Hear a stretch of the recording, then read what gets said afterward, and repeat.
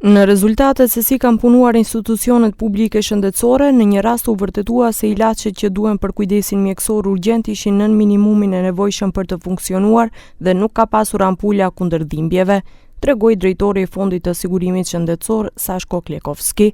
Sipas tij, në dy institucione të tjera pacientët kanë paguar shërbime që nuk është dashur të paguajnë.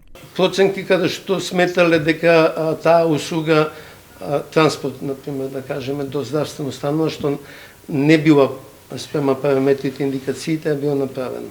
А кај една е констатирано дека немаат дека лековите што ги држат во итната медицинска помош се под минимумот неопходен да функционираат како итна медицинска помош и воедно утврдено дека и немаат тимови за оно што треба да го испорачаат.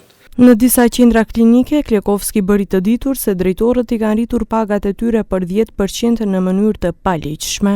Имаме два случаи каде што директорските плати се зголемени надвор од законот и колективните договори и дури 8 случаи каде што не ни ги доставија браните документи кои ги вклучуваат книгите за дежурство и за дополнителна дејност. Ние ги доставуваме овие податоци до Министерството за здравство, до Министерството за финансии и Државен завод за ревизија. Државен завод за ревизија. Siç deklaroi Klekovski, të gjitha institucioneve u është dhënë afat 2 muaj që t'i korrigjojnë mangësitë sepse përsëri do të kryen kontrolle.